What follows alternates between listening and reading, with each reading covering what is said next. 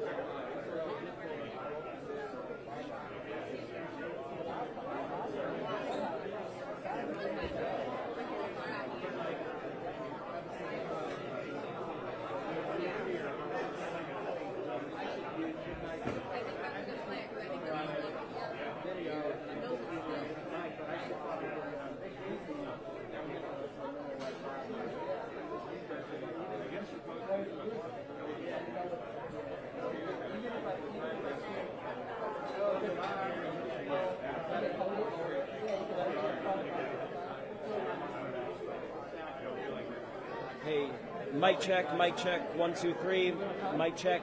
I'm not with his team. I'm with one of the cameras. Anyone? Mic check, 1, 2, 3, mic check, mic check, mic check. Testing, testing, testing. Testing, testing, testing. Mic check, mic check, mic check. Mic check, mic check. Testing, testing, testing, mic check, mic check, mic check. Talk, talk, talk. Mic check, mic check. I'm still talking until I get thumbs up from everyone. Waiting for thumbs up from everyone. Waiting for thumbs up from everyone. I'm almost there. Just one or two more people. Thumbs up. Starting to green. All right.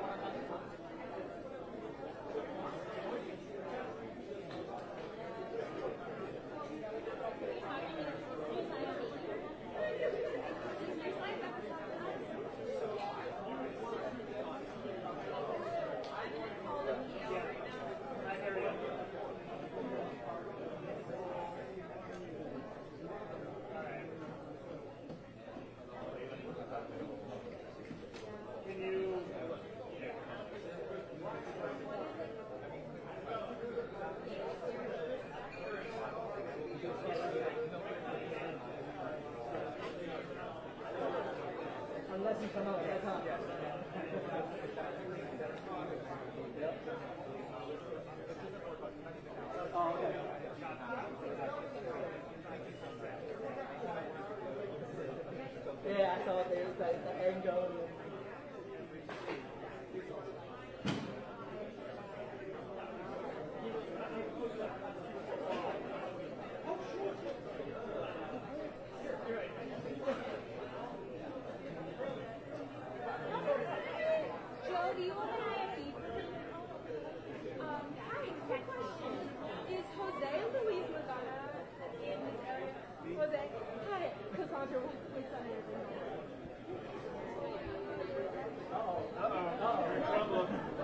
Exclusive.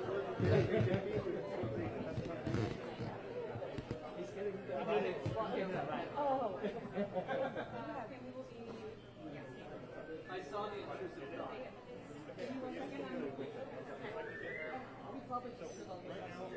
You should bring the cat.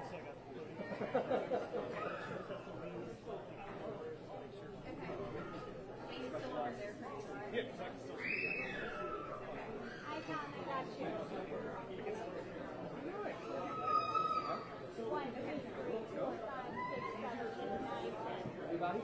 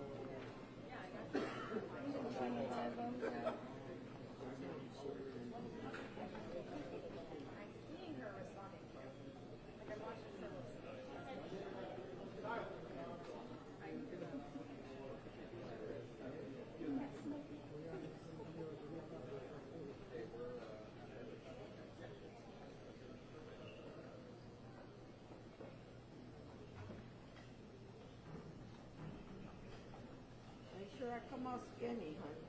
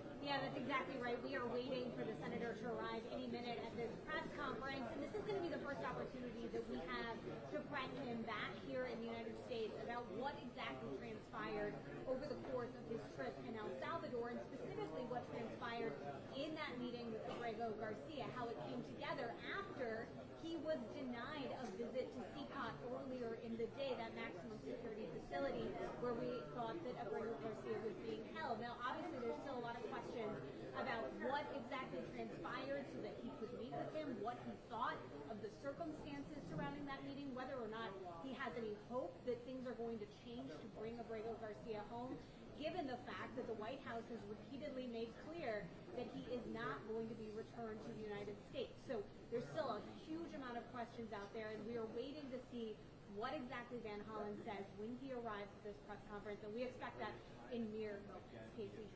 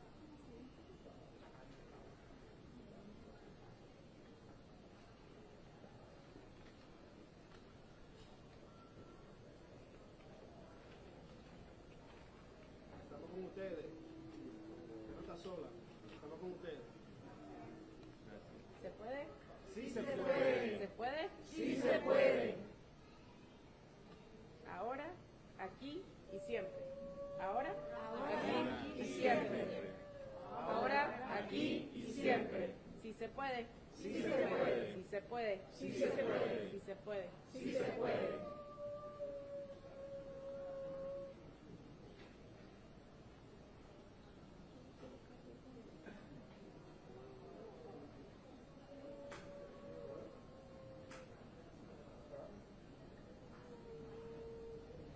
El pueblo unido jamás será vencido. El pueblo unido jamás será vencido. The people united will never be defeated. The people united will never be divided. El pueblo unido jamás será vencido. El pueblo unido jamás será vencido. ¿Se puede?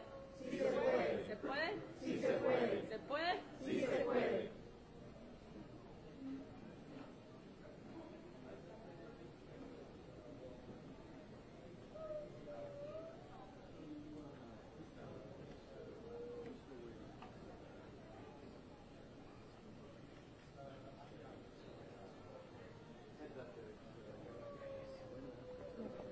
El pueblo unido jamás será vencido. El pueblo unido jamás será vencido. ¿Sí se puede? Sí se puede. ¿Sí se puede? Sí se puede. The people united never be divided.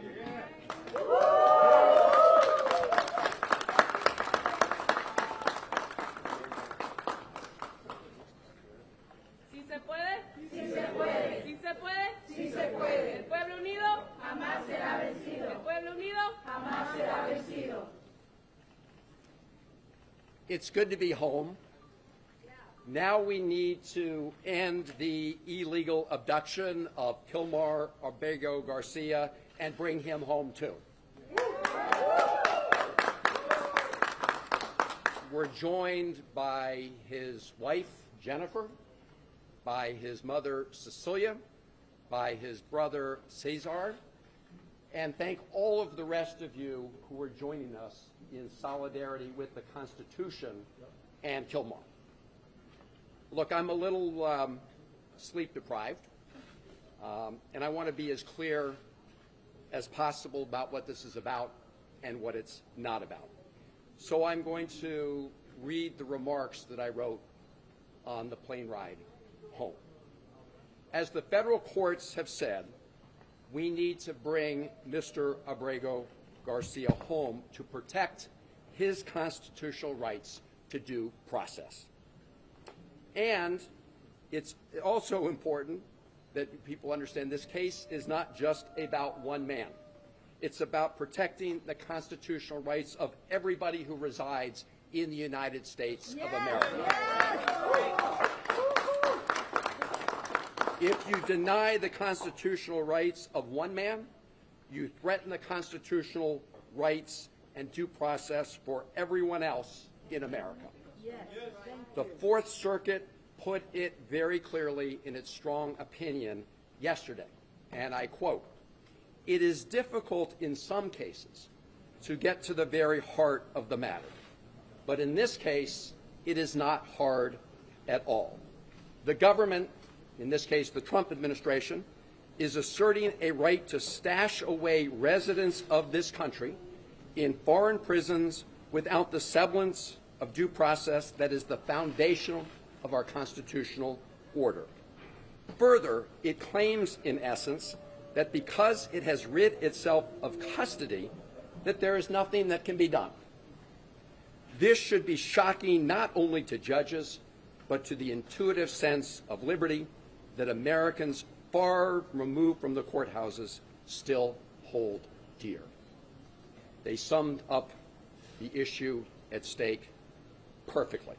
And that's why the Supreme Court, in a 9-0 decision, ordered the Trump administration to facilitate the return of Mr. Abrego Garcia. Now, the Trump administration wants to flat out lie about what this case is about. They want to change the subject. They want to make it about something else. And they are flouting the orders from the Federal District Court, the Fourth Circuit Court, and the Supreme Court to facilitate his return. That's why I traveled to El Salvador, leaving here on Wednesday. And I want to express my gratitude to members of my family and members of my staff who agreed that we all must be prepared to take risks because of the current risk to our Constitution itself.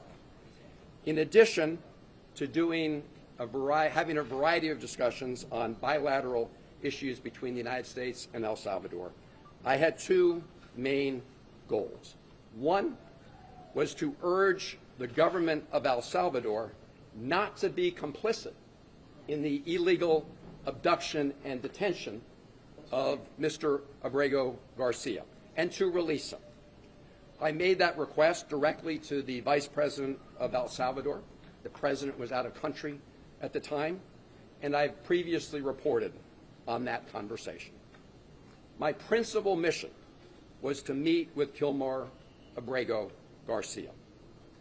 I told his wife Jennifer and his family that I would do everything in my power to make that happen.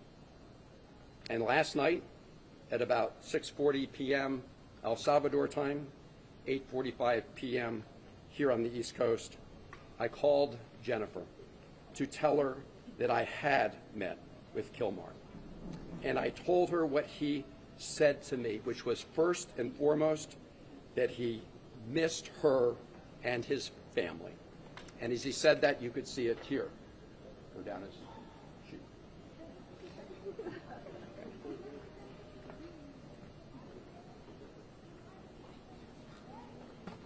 Now, getting a meeting with Kilmar was not easy.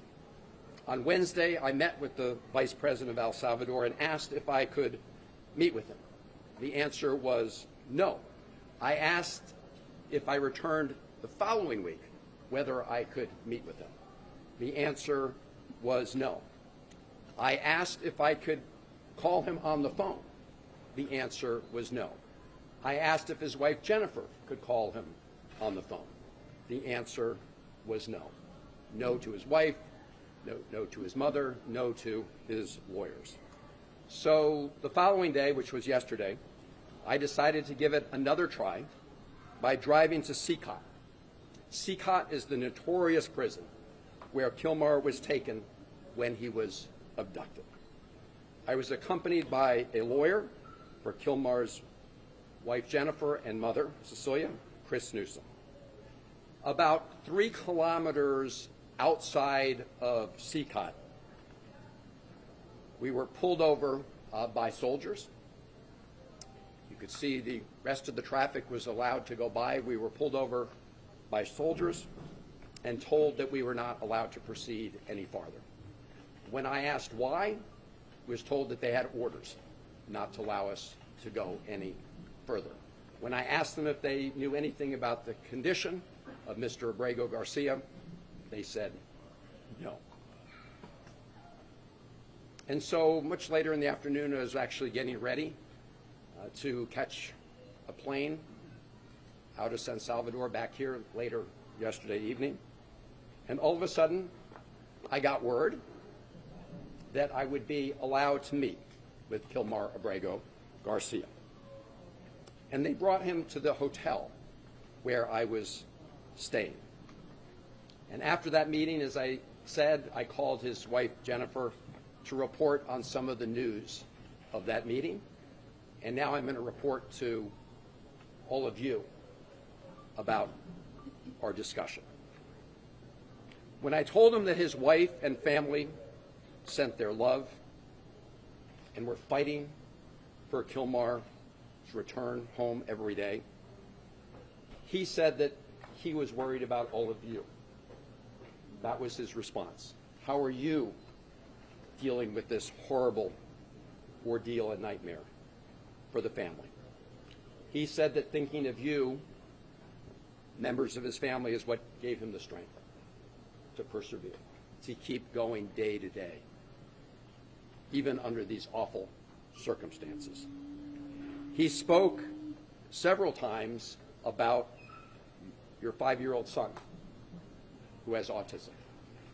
5-year-old son who was in the car in Maryland when Kilmar was pulled over by U.S. government agents and handcuffed.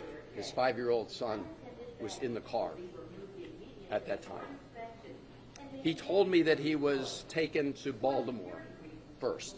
I assume that was the Baltimore Detention Center.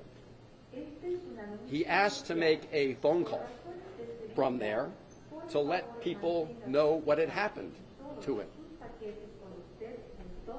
But he was denied that opportunity. He said he was later taken with some others from Baltimore to a detention center in Texas. And some point thereafter, I don't know whether it was a period of hours or days, he was handcuffed, shackled, and put on a plane along with some others where they couldn't see out of the windows. There was no way to see where they were going in the plane. They didn't know for sure where they were going. They landed in El Salvador, and he was taken to Cyprus prison. He was placed in a cell with, if I recall correctly, and don't hold me to it, of about 25 other prisoners at Cyprus. He said he was not afraid of the other prisoners in his immediate cell, but that he was traumatized by being at Cyprus and fearful of many of the prisoners in other cell blocks who called out to him and taunted him in various ways. He told me, and this was yesterday, that 8 days ago, so I guess 9 days ago from today, he was moved to another detention center in Santa Ana, where the conditions are better. But he said despite the better conditions, he still has no access to any news from the outside world and no ability to communicate with anybody in the outside world. His conversation with me was the first communication he'd had with anybody outside of prison since he was abducted. He said he felt very sad about being in a prison because he had not committed any crimes. When I asked him what was the one thing he would ask for in addition to his freedom, he said he wanted to talk to his wife, Jennifer. I told him I would work very hard to make that happen. I told him that in addition to his family, that all of you who are here today were fighting to bring him home. I told him that his brothers and sisters in his union, the sheet metal workers union, were fighting to bring him home. That brought a smile to his face. I told him that millions of Americans understand that what is happening to him is a threat to their own constitutional rights. I told him about the decisions of the federal courts, the district court, the Fourth Circuit Court, the Supreme Court. And I think that in addition to knowing that his family was fighting for him, all of that gave him strength, the fact that all of you here were fighting for him. I want to say something about the Trump administration's efforts to change the conversation about what this case is about. This case is about upholding constitutional rights for Abrego Garcia and for every American. The President Trump and the Trump administration wants to say that those who are fighting to stand up for our Constitution don't want to fight gang violence. That is an outright lie. That is a big, big lie. I, for one, have been fighting against transnational gang violence, especially MS-13, for over 20 years, probably for longer than Donald Trump ever uttered those words, MS-13.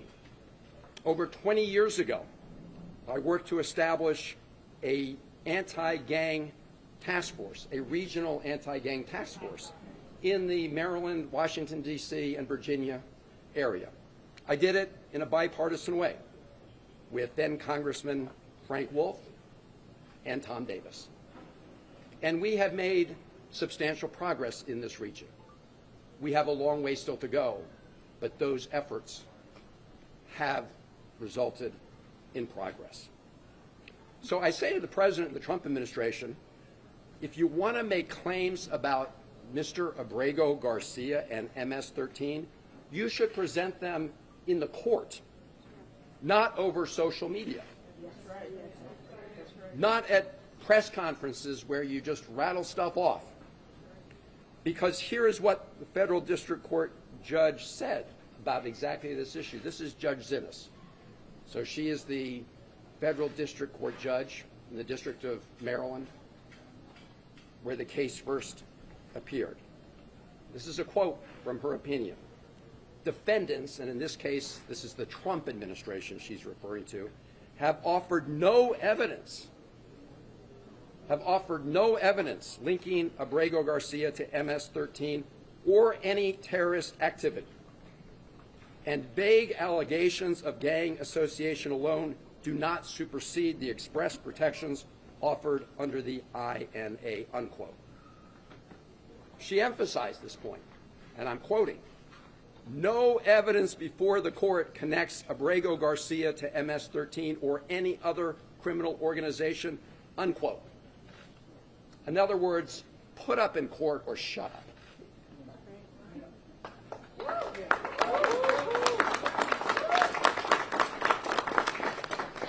What the Trump administration did admit in court was that Kilmar Abrego Garcia has been mistakenly detained. They called it a, quote, administrative error, unquote. An administrative error that has resulted in him being abducted off the streets of Maryland and put into prison in El Salvador, that has deprived him of his personal freedom and liberty. But rather than fix this grievous error that they agreed had been made in court, what did the Trump administration do? They upbraided and fired the lawyer who told the truth to the court. That's what they did. They didn't fix the error. They fired the lawyer who told the truth about this awful, egregious mistake.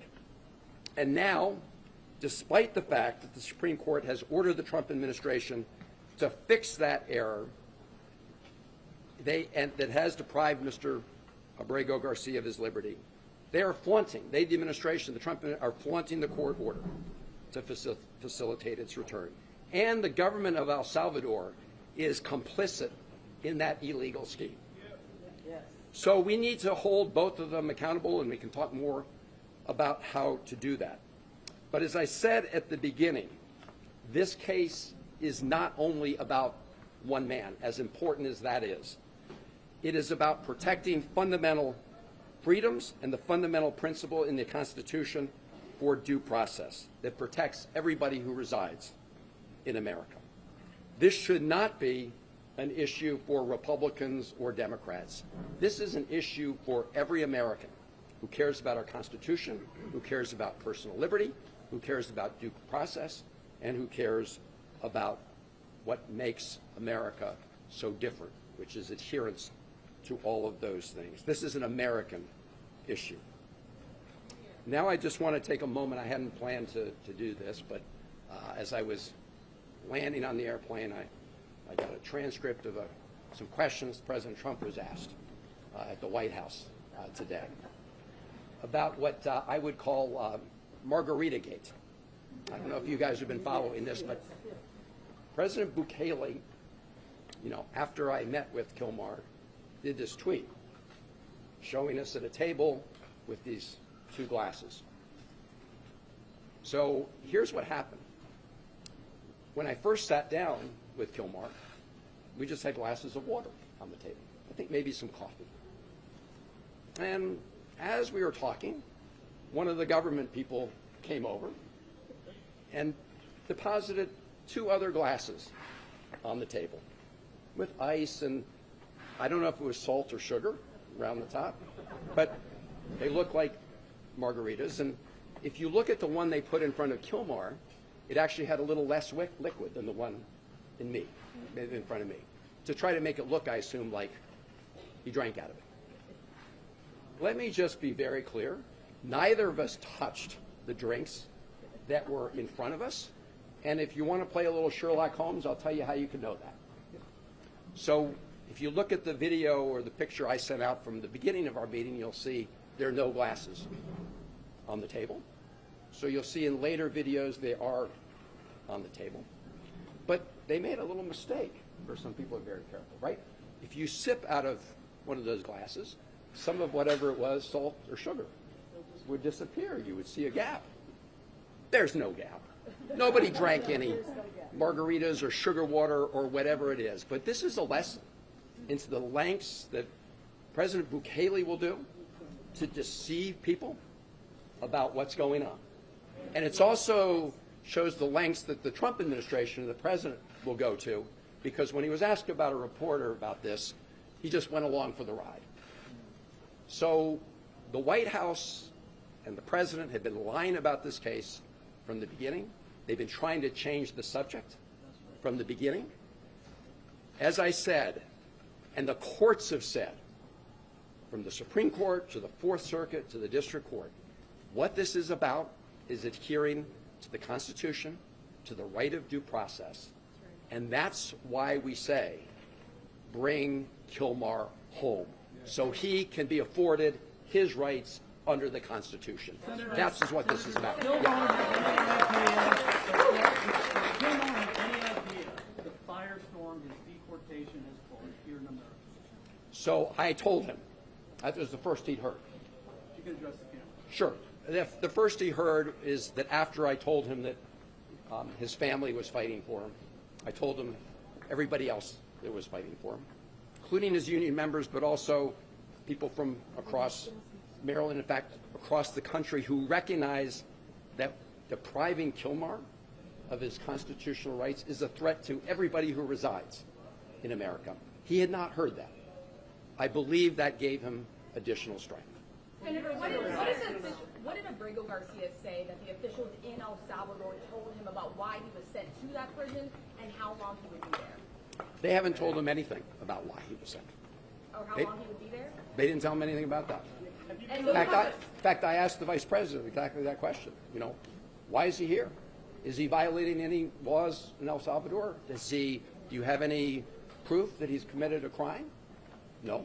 Why are you here? Why is he here? Because the Trump administration is paying us to keep him here. did he say what he heard from other migrants that were also there, that were also deported to that prison? Did what? I'm sorry. Did he say what he had heard from others who were also deported to that prison? He did not know about what was happening in the outside world. And let me just say, at CCOT, I want to be really clear, at CCOT, they don't let any of the prisoners have access to the outside world. That's one of the conditions, one of the notorious parts of that prison, which, by the way, is a blatant violation of international law, as I said when I was Senator, you're the first person that can see a person that was in Secot and that left Secot even for a few minutes. What did he say about how it is being there? Because he is the first prisoner from Secot that was outside, ever. Oh, as I think I said, I mean, he said what he said was that it was his best guess that most of the cells were packed with about 100 people. I asked him why. He said when they take a roll call during the day, people have to call out their names from different cells. As I said, in his cell, I believe there were about 25 people until he was moved. But as I said, while he wasn't fearful of the other prisoners in his own cell, he was fearful about the taunts that he received from other prisoners in CCOT. Go here and then here, sorry. Okay, go ahead. What do you think you've achieved with this threat, and what's next in terms of getting him actually released and sent back to the United States? Well, the first thing was to accomplish what his mother and family were really desperate to learn, which is that he's alive. I hadn't heard a thing about him. That for someone who's, he's obviously in a terrible situation. As I said, he's experienced trauma. He said he's sad every day. But I think this persistence resulted in having this chance to meet with him, to begin to get a little bit of his story. And I think it is the first step to ultimately bringing him home as the Constitution requires. Go here, I'll go. Did you have a sense of his health, his well-being? Did you sense, get any indication that he'd been abused? I did not get that sense. Look, you never know, but I asked him if he was okay. He said yes. He said he has I think a blood pressure condition. He has seen a doctor. So, you know, on a very cursory examination, he appeared okay. Now, I will say, just to be clear, there was some negotiation about the terms of this meeting, and we were kind of surrounded by video cameras. So I do want to say that was the setting he was in. I should also just say, you know, I'd mentioned the fake margarita scandal. They actually wanted to have the meeting by the side of the pool, right, in the hotel. Just, right. I mean, this is a guy who's been in CCOT. This is a guy who's been detained. They want to create this appearance that life was just lovely for Kilmar, which of course is a big fat lie. Senator, have you been having any conversations over the course of the last 48 hours? I know you've been busy in El Salvador with Trump administration officials. Was there any indication, maybe with the administration, that they were more flexible than what they were saying publicly? I have not. I did have a meeting with folks at the American Embassy there, and I really want to applaud them and every member of the Foreign Service and State Department in El Salvador and everywhere around the world. I co-chair the Foreign Service Caucus, and I have a deep appreciation for what they do. I asked them if they had received any instruction from Washington to help facilitate the release of Kilmar. The answer was no. I asked them if they had made any attempt to reach out to him. The answer was no. So it's very clear that the President and the Trump administration are blatantly, flagrantly disagreeing with, defying the order from the Supreme Court. Senator, can you talk about who from the Salvadorian government contacted you to facilitate this meeting? You mentioned that there were terms associated with the meeting. Were you told not to reveal any details from the meeting until you came back to the United States? And were you at all concerned for your safety in and around this meeting taking place or at any point during your time in El Salvador? So I was not concerned about my safety at this meeting. And I will say, you know, obviously there's a lot of uncertainty when you're approached by soldiers and have your car pulled over to the side of the road and told you can't go any further. But I will say that the soldiers acted professionally, okay, in their encounter with me. They had their orders. They implemented their orders. In terms of, I'm sorry, what was about the meeting? How the meeting came to be? Who contacted you? So the meeting, they reached out to say they would meet the Salvadorian government. Look, in El Salvador, everything happens because Bukele says it could happen. And if you look at the video he sent out right afterwards with the fake margaritas, you can see that all of that was a setup. Okay, so that's why. And as to how I was notified, their message was transmitted to me through the embassy. Senator, in your meeting with the Vice President, were you able to explain anything about the agreement that the Right here, and then I'll go right there. Okay. The response from Republicans to your visit is that you care more to meet with Abrego Garcia than you do with Rachel Warren, who is the mother of a Maryland woman who died in your state. What is your response to that criticism specifically? Well, my response is that my heart goes out to the family of Rachel Warren. As I said at the time, my heart breaks for what happened to them. That should not happen to any family in America.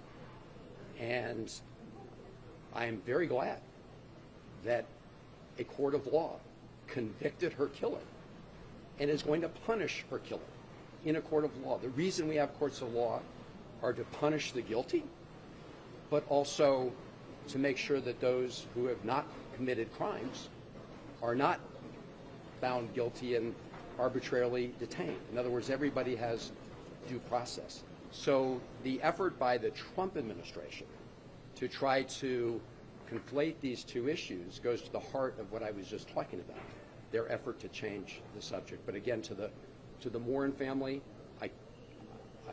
we have 3 children. I cannot imagine losing a child and the heartbreak that caused, and it should not happen. And my heart breaks for everybody in Maryland or America who has lost a loved one to violence, regardless of the perpetrator.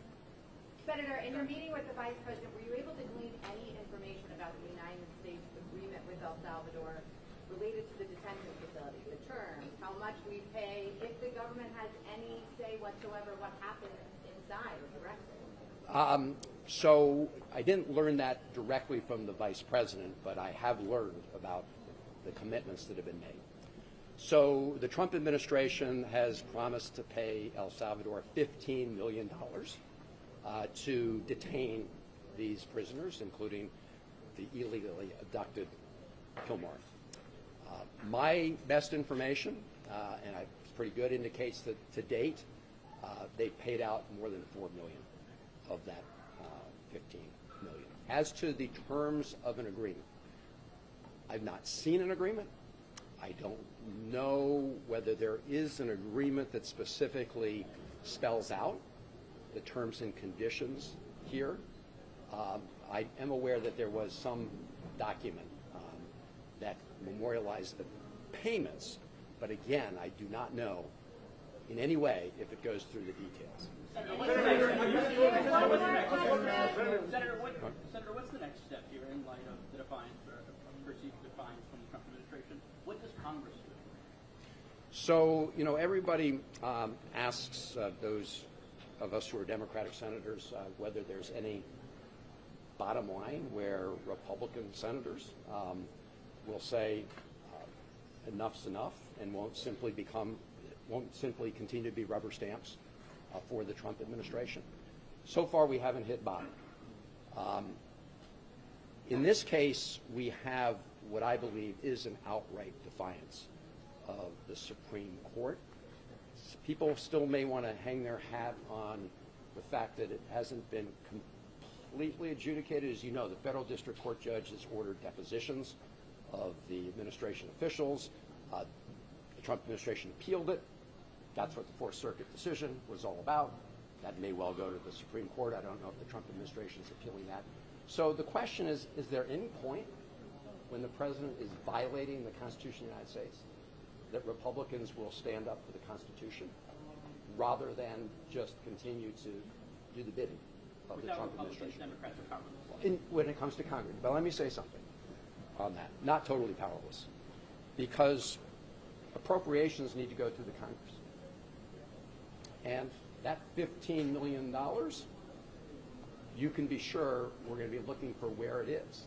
Because that wasn't authorized in previous appropriations. We're operating under a continuing resolution. Now, they may try to pretend they can transfer that, but there's some indication that they were planning anyway until now to make that as part of the request.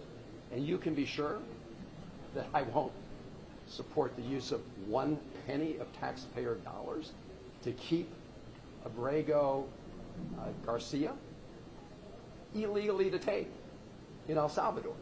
And so as part of that process, yes, Democrats, at least in the Senate, have some sway. Now, I want to say something about the government of El Salvador. They are making a huge mistake. They want to brand themselves as a country for technology. The president said, Bitcoin is legal tender.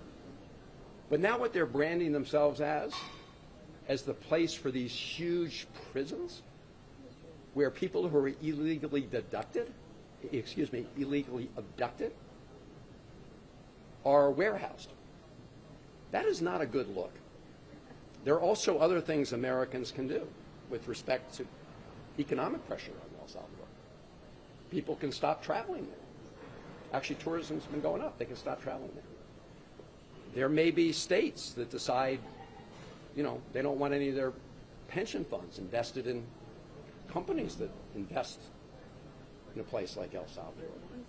So there many things that can be done, and I just urge the President of El Salvador, the Vice President of El Salvador, to rethink whether they want to become the place that just gets paid off for being complicit in this illegal scheme.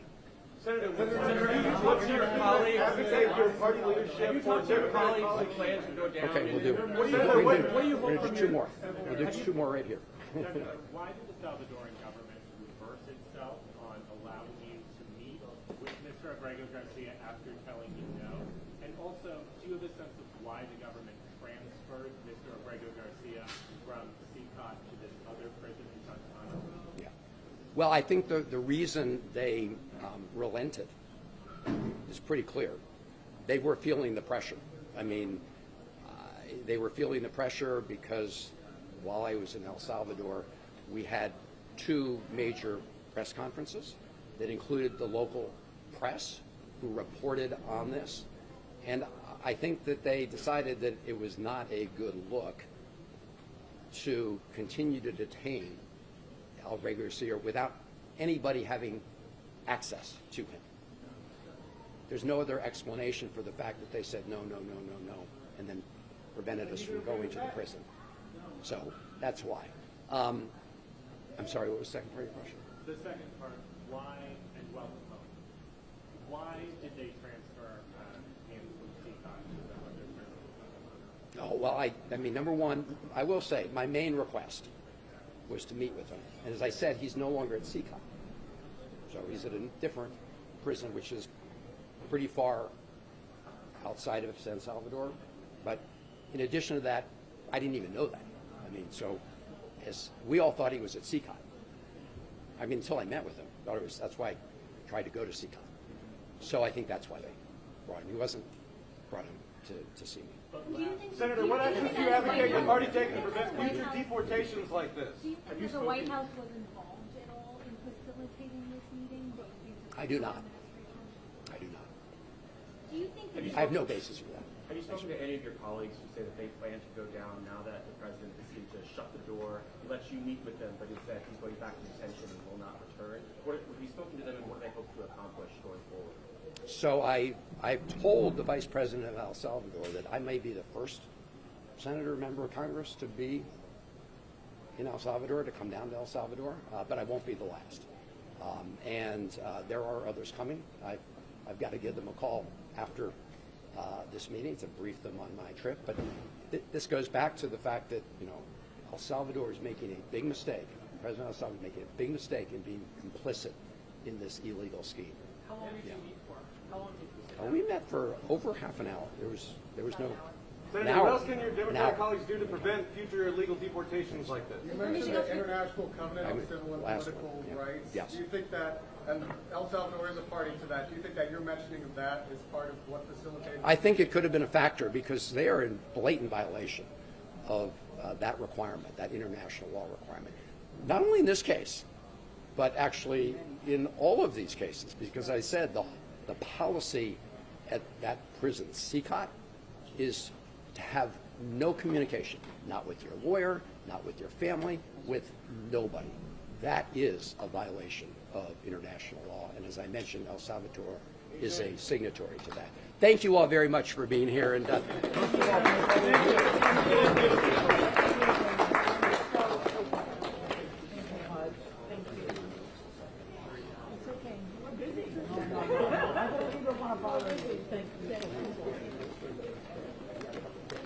I was born in South Africa.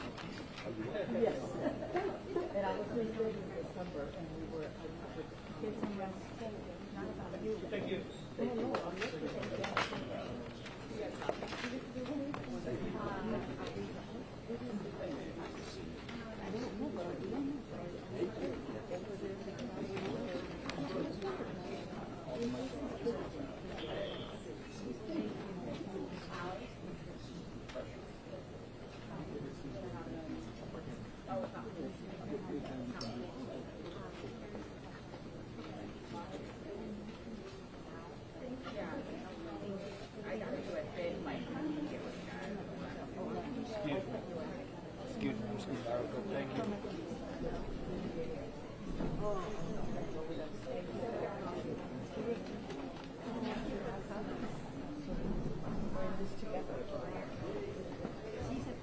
Se puede. Sí se puede. Sí se puede. Se puede. Sí se puede. Se puede. Sí se puede. Se puede. Sí se puede. Se puede. Se puede.